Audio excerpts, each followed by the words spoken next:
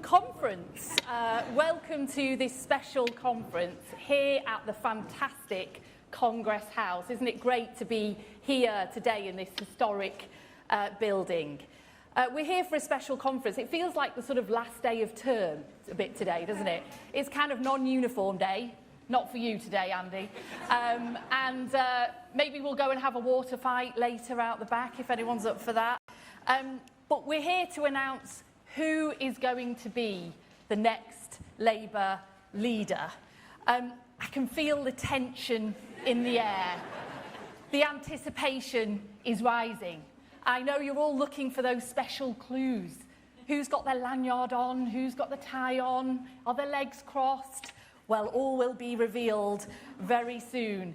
It feels a bit like the tension we all felt on Wednesday night watching England play Argentina. I know. Wouldn't it have been nice if that was 369-1 on Wednesday night? But alas, it wasn't. And we don't have a World Cup final to look forward to, but we do have a new chapter, a new era of the Labour Party to look forward to. But before we turn the page, I just want to take a moment to consider the last chapter and pay a few respects, and I hope you will all join me in doing that. First of all, can I thank and pay my respects to Keir Starmer.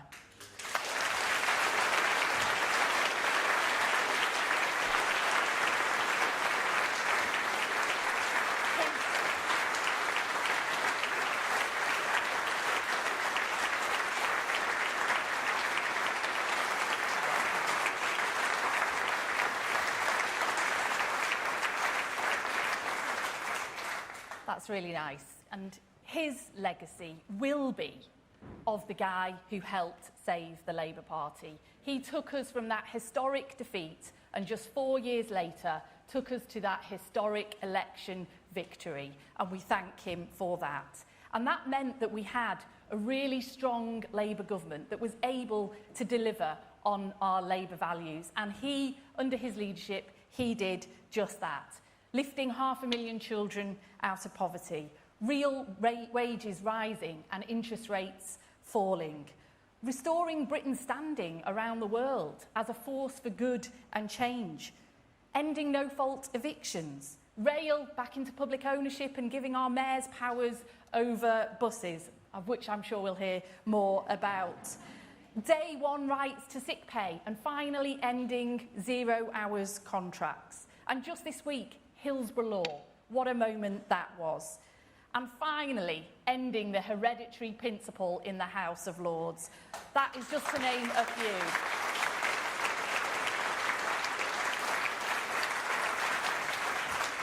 That is a legacy he can be very, very proud of.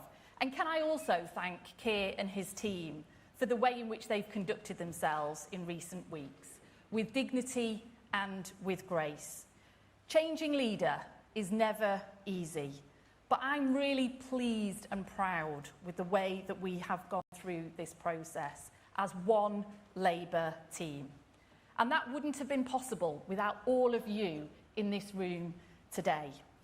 I want to say a big thank you as well to the candidates team, still a candidate, Andy Burnham. You and your team have really been incredibly respectful and generous throughout this process. Thank you for that.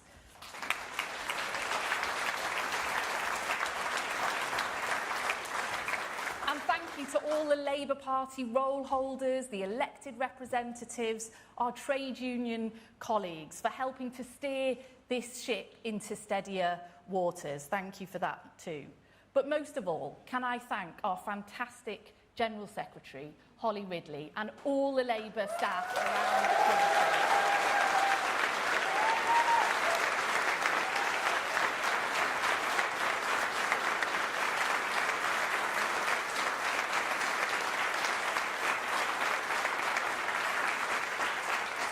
Times of change are never easy. They can be very, very anxiety-making, as we all are well aware of. But you have been solid and steadfast, all of you, every single Labour Party member.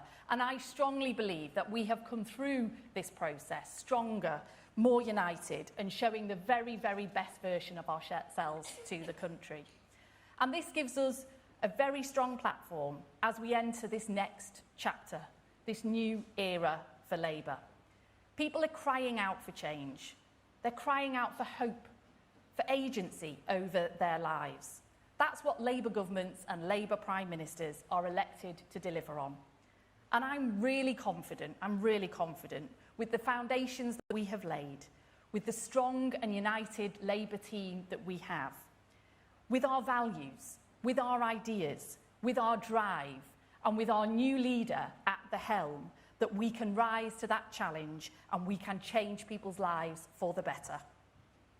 And we can, in doing so, restore faith in politics, restore trust in Labour.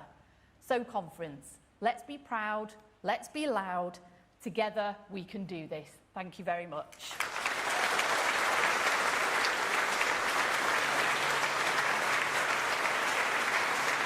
So now, without further ado, can I introduce our returning officer and our fantastic General Secretary, Holly Ridley. Thank you. Hello, brilliant. Well done.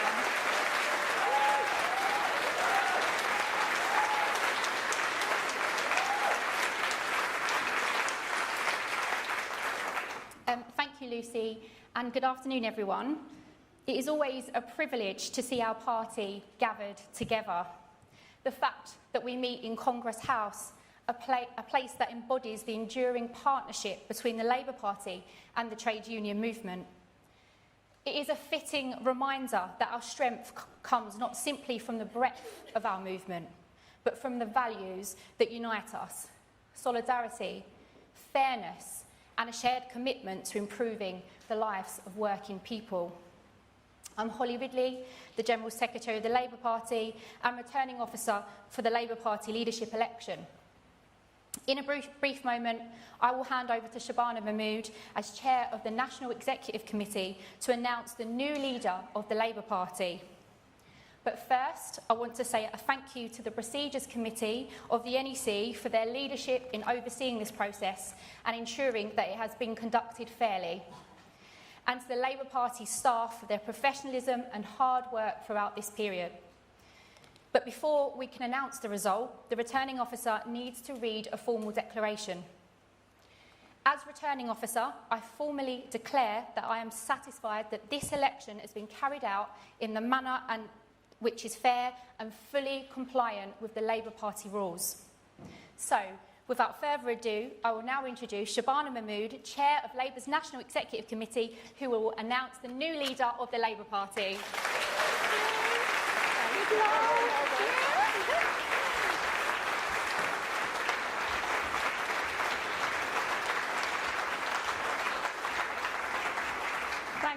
Thank you very much, Holly. As Chair of the National Executive Committee of the Labour Party, I have the honour of announcing the result of the Labour Party Leadership Contest 2026. This is the formal bit. Following the resignation of Sir Keir Starmer as Labour's leader, the NEC set out the procedures and timetable for a contest to seek his replacement. The returning officer has informed me that the requirements of that contest have now been met. It's hardly a nail-biter, folks. And so, despite the efforts of a lone MP, I can confirm that there was only one eligibly nominated candidate. Following the period of nominations by Labour MPs, one candidate received 379 nominations. Having met the threshold of 20% of the Parliamentary Labour Party, they were eligible to proceed to the next stage. One other candidate received one nomination and is not eligible to proceed. Among the affiliated trade unions and socialist societies, the one eligible candidate received 23 nominations in total. This included nominations from all 11 trade unions, comprising well over 5% of the affiliated membership. There being no other eligibly nominated candidate, it is therefore my honour to declare that the duly elected leader of the Labour Party is Andy Burnham.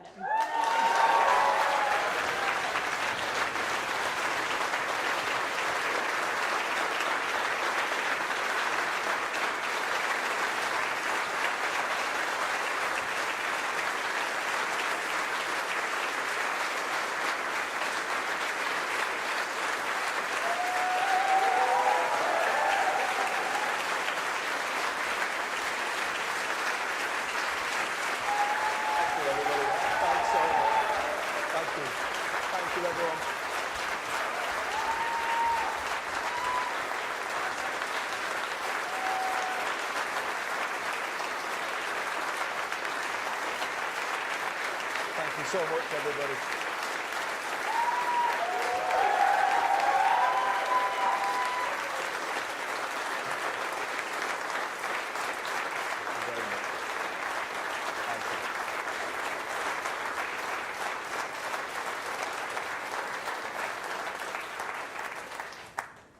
Thank you so much, friends.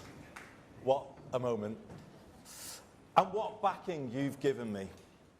All our affiliated trade unions, all our socialist societies, 379 of our MPs, and I don't need to say commiserations to Catherine West, because she backed me too. Thanks, Catherine. All of them heard the call from the people of Makerfield on behalf of forgotten places everywhere up and down this country for a return of the Labour they once knew. And now we answer that call. We will be that version of Labour again. We are united today, as Holly said, as Lucy said and Shabana said, and thank you so much for your words. We are united, and we put the power that comes from that unity at the service of people and places who have been waiting too long for politics to let them hope again. And that's what we're going to do, everybody. We're going to give them hope back. This is a proud moment you have given me and my family today, and an emotional one. But it is one for which I am ready. I am ready. Ready to lead and to build on the foundation laid by one person more than any other. Under Keir Starmer's leadership, we went from our worst defeat to one of the best victories in our history. Keir put Labour back in a position to change people's lives, and that is what we have been doing these last 2 years. New rights for workers and for renters. NHS waiting lists falling for the first time in years. In fact, since I was Health Secretary, I think, so well done, Wes.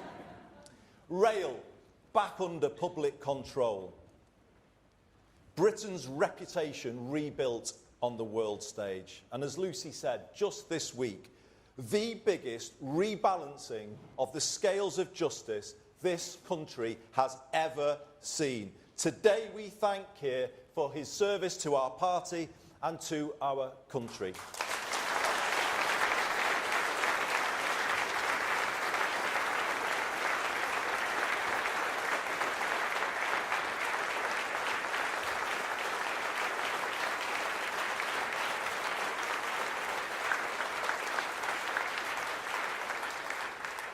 Ten years ago, he and I worked together, drawing up the original Hillsborough law in my office in the aftermath of the second Hillsborough inquest. And I drew on all of his legal expertise when I presented that bill to Parliament.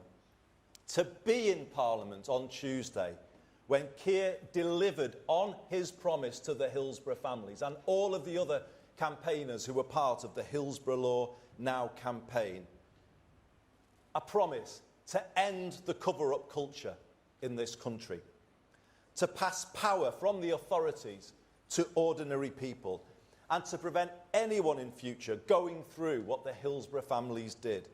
It felt to me like life coming full circle.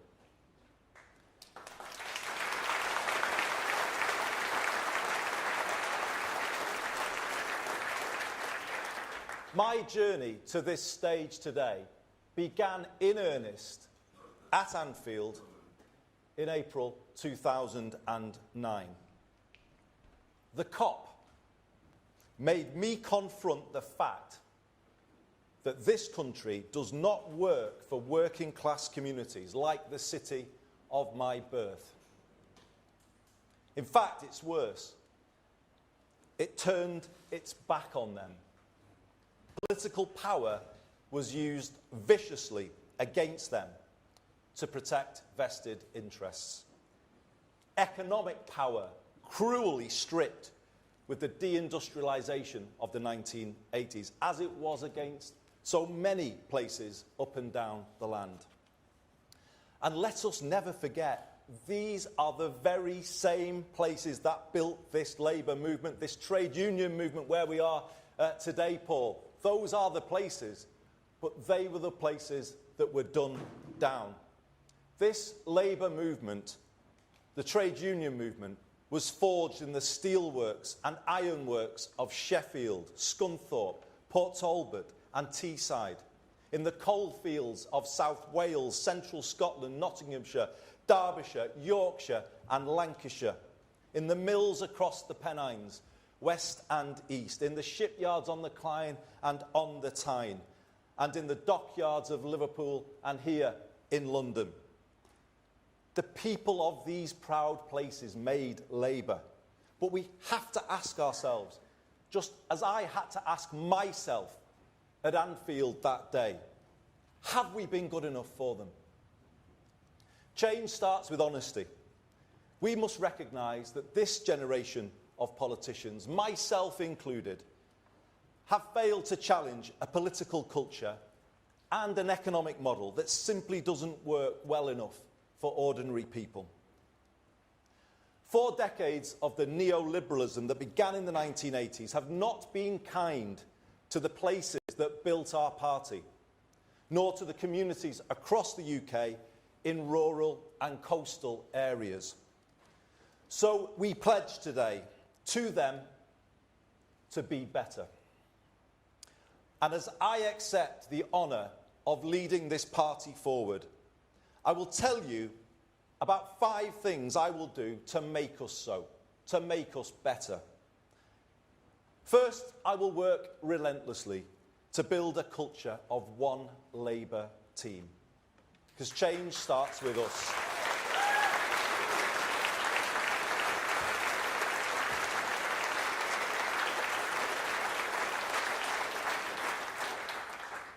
We won't beat Britain's new right if we are consumed by infighting and pulling in different directions. That is, and always has been, an indulgence that falls heaviest on the people who need Labour most. Fighting to eradicate it and the insidious briefing culture that goes along with it will characterise my leadership. In future, when a Burnhamite walks into a bar, as many Burnhamites are known to do, talking about you, Kevin. In future, when a Burnhamite walks into a bar, I want the barman to say, "Great to see you. We don't like factional politics in here."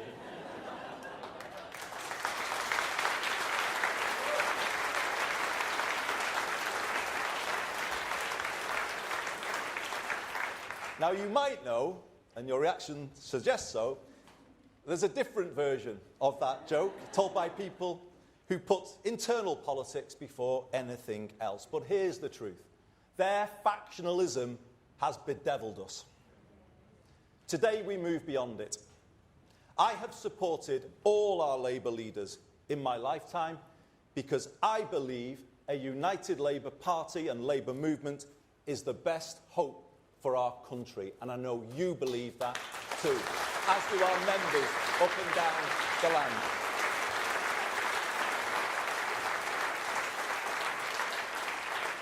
And I will lead this party in that spirit, not seeking to suspend or punish members who have principled views that may be different from mine, but building unity by respecting all shades of opinion.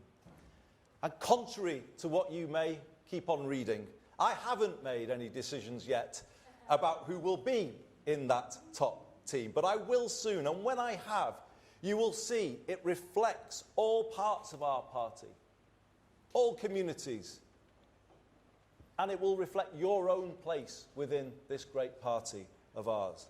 A stronger, more united Labour Party lifting up a stronger and more united Britain. And this brings me to my second change. I will work to build a new politics. The country is crying out for it. We might enjoy the point scoring against others, the public don't. How can politicians point fingers when living standards are falling and politics as a whole isn't working for them? It infuriates them and makes them switch off. In Makerfield, I decided to make a break with this. I said we hadn't been good enough. I told people what I would do to fix it. You know what? People started to listen again. They gave us a fair hearing, as the great British public always do. And then another chance. But let's be honest, everybody, this is a last chance to change, and we must take it together, united together.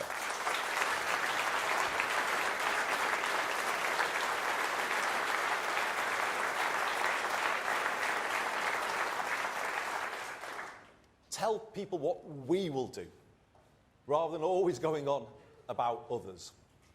And if we do more of that, let's see if we can get the ear of the country as well, not just Makerfield. Let's take a problem-solving rather than a point-scoring approach. Let's have the courage to fix the big things that politics has neglected, like social care, and have the conviction to go out there together and argue for our plans. And let's have the self-confidence to find common ground with other parties where we can. By seeking more consensus, we may just find the change we make is more lasting. We may find our political discourse in this country becomes that little bit less toxic, and we should be working to achieve that too. And the turbulence of the last decade may not quite feel as so inevitable as it does today. My third change is our political direction. Yes, we will work with other parties where we can, but doing so from the clarity of knowing exactly where we stand. As your leader, I will set a direction that is distinctively Labour.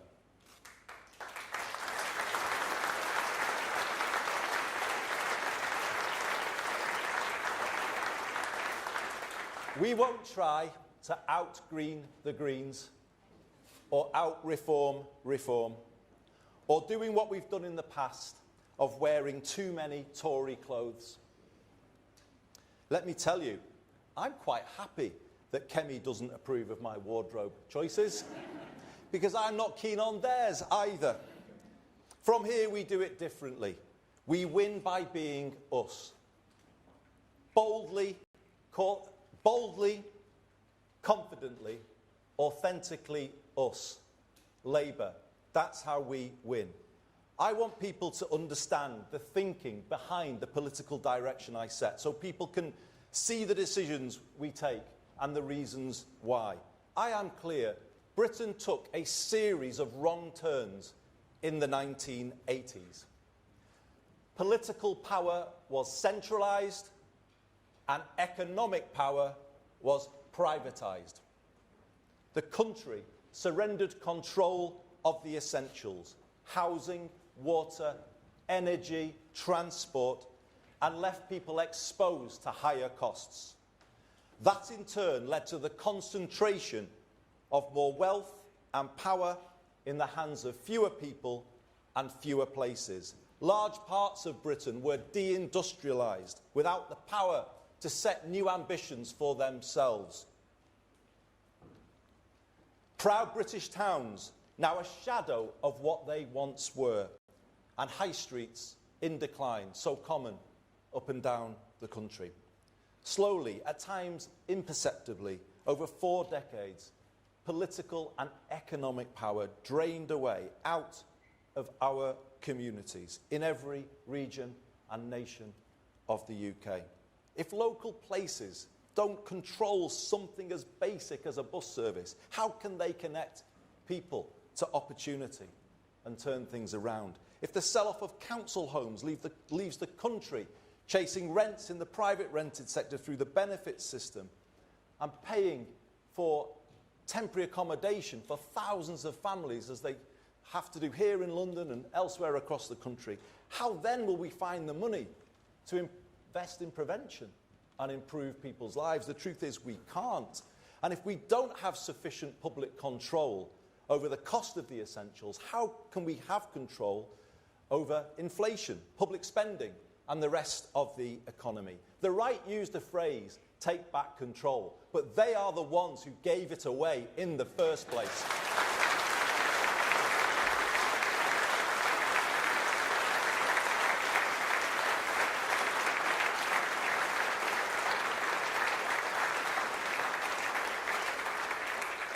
If we want an economy and a country that works for all people and places, which to me should always be at the very core of Labourism, then it requires a new path to the one we've been on for the last 40 years.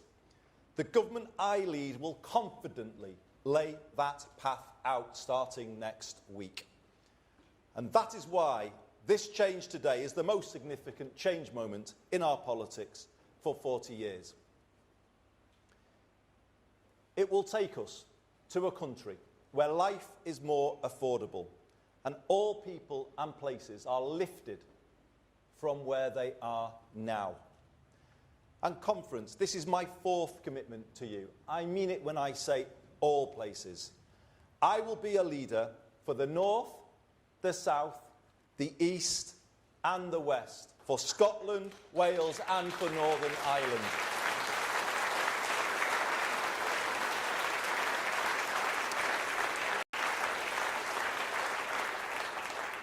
Yes, the north of England has given me so much, everything, in fact. And in return, I have sought to give it the strongest voice I could. That was my job. But now I do the same for everywhere. Because I see the same challenges everywhere I look. The same challenges can be found in the southwest as the northwest, or in East Anglia as the northeast.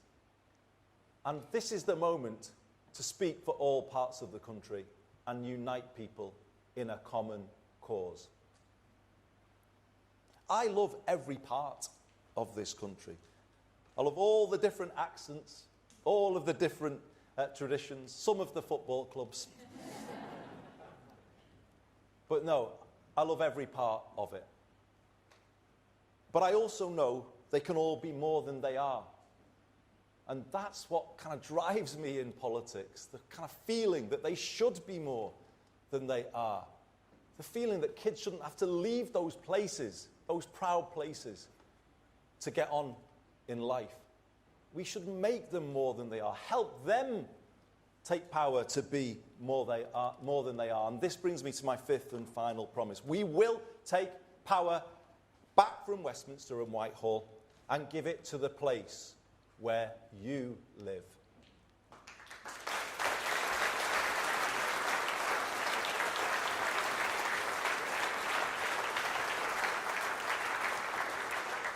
More power over life's essentials so you can make them work better and more affordable for people. Just as my good friend Steve Rotherham is doing today as we are here meeting at the TUC in London. He is at a meeting, chairing a meeting of the Liverpool City Region Combined Authority, and he is presenting to that meeting a plan to put the entire Merseyrail network back in public ownership by 2028.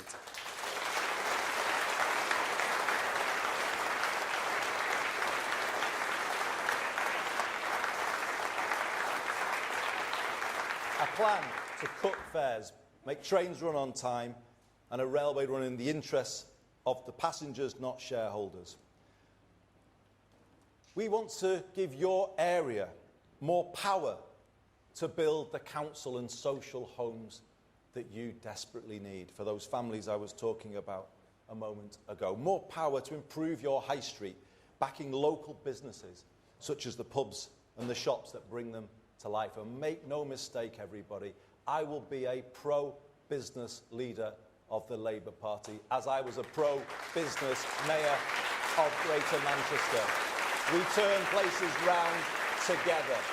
And that is the way we ran in Manchester, and we will take to the whole country. And as part of that, more power to re-industrialise and to build an education system based on parity between academic and technical education, to give every young person growing up in different parts of the country a path in life, to university or to a work placement, to apprenticeship and into a good job. Hope for every young person is what we are going to be about. And this is it. When you add all of that together, a plan to give people more power, to bring back the hope we have all been missing too much. And people are looking for us to deliver, and we will. So, everybody, you're here and you're sharing this moment with me. Thank you so much for being with me. I've had a long journey through politics to get to this moment, as you all know, because so many of you in here and so many others watching this on television know what they did to help me along my way and knock me into shape as they needed to do. I want to, if I may, just single out three. I was his parliamentary private secretary in my first experience of the front bench, but he has been the truest mentor to me in the decades since, and it's just wonderful to be with you, Lord Blunkett, David, on this special day.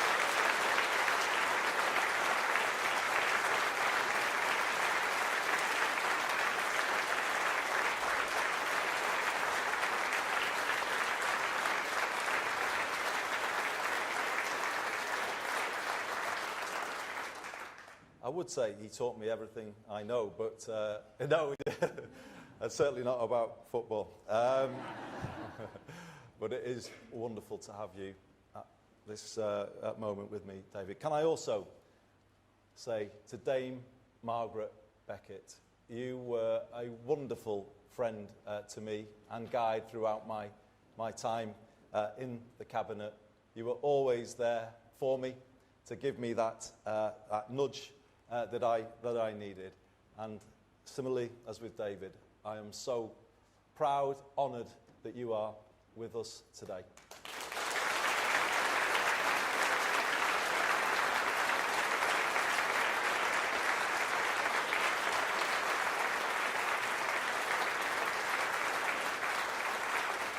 And sitting next to Margaret, for those of you who want somebody to blame,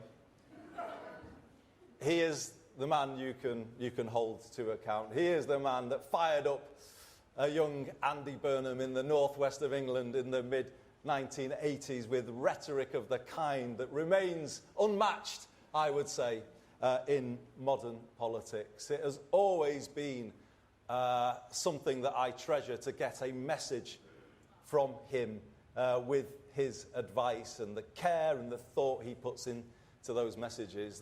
They mean everything to me. I would not be standing here. I would have not have joined this great party of ours in 1985 had it not been for the legend that is Neil Kinnock. It's absolutely brilliant to have you with us today.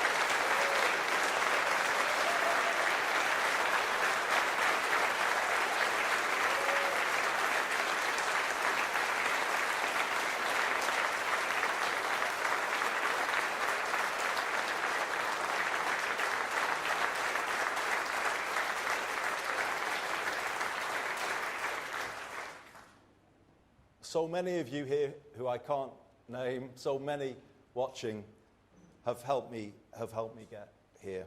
I haven't done it alone. I haven't got everything right, and I'm sorry where I've fallen short. But I have always given it my all, and I always will.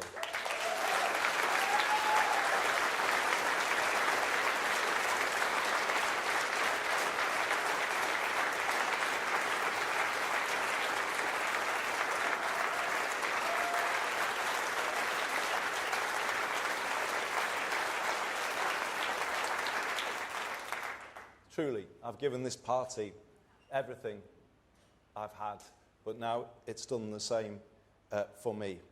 I have listened and learned as I've gone along, you'll be pleased to know. And hopefully, I've got better as a result. You can be sure of this. I know what I believe after 25 years as an elected Labour representative. And I know what I want to do working with you all. I have a plan. And what I also want you to know is that I won't change. I have a style. It's my style. I will always stay close to the ground, close to the people. Hopefully, still in my season ticket when the new season starts. In Cardiff on Tuesday. Brilliant just to meet and chat to people as they came up to speak. I will always stay the same because I draw my strength from people. I hear things, pick up straws in the wind as I was going about Manchester, my job as mayor, and I say to Kevin Lee, who's here today, and I want to thank Kevin, who's been such a staunch supporter and friend for me on this journey.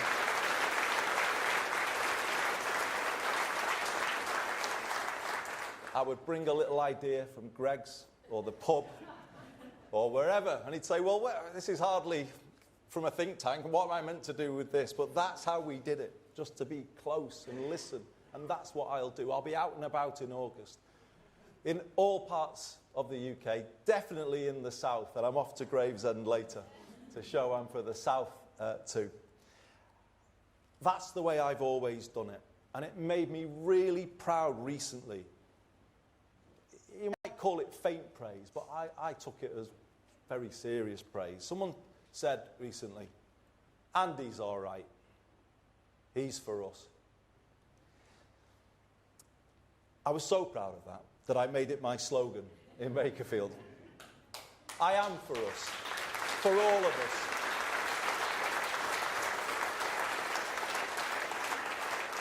And I want people to say once again that Labour are for us.